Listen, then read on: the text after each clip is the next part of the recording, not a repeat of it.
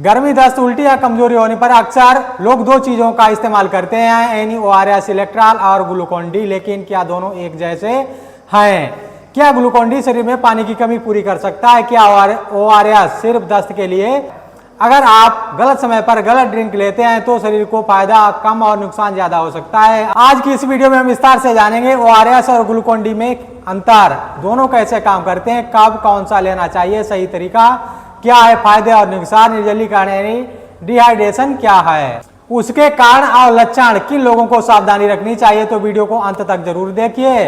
निर्जलीकरण क्या है? जब शरीर से पानी और इलेक्ट्रोलाइट्स यानी सोडियम, पोटेशियम क्लोराइड आदि जरूरत से ज्यादा निकल जाते हैं और उनकी भरपाई नहीं हो पाती तो इसे निर्जलीकरण कहते हैं। बात करें तो जैसे दस्त, उल्टी, तेज बुखार, पसीना आना या गर्मी में काम करना या कम पानी पीना, लंबे समय तक एक्सरसाइज करना।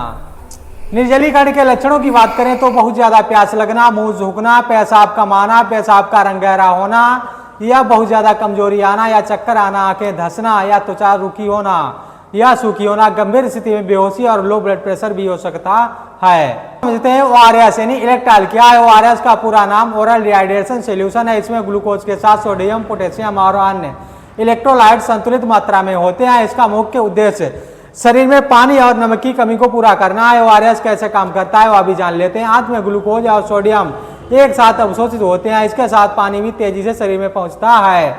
इससे शरीर का पानी और इलेक्ट्रोलाइट संतुलन वापस सामान्य होने लगता है।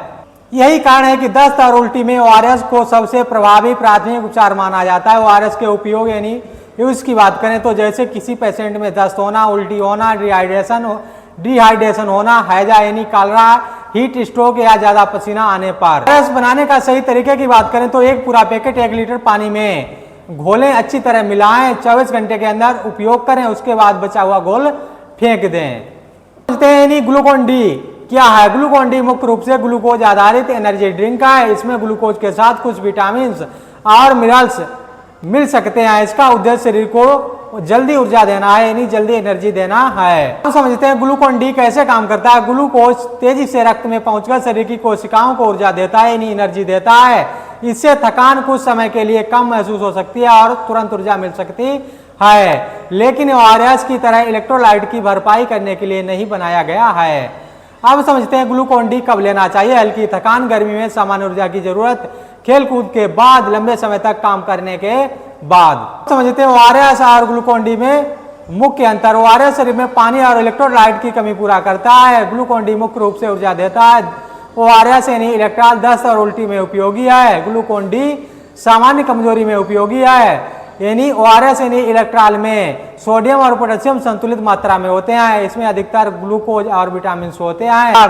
निर्जलीकरण के इलाज में बेहतर है। ORS यानी इलेक्ट्रॉल WHO आधारित फार्मूला है। ग्लूकोन डी एक एनर्जी ड्रिंक है।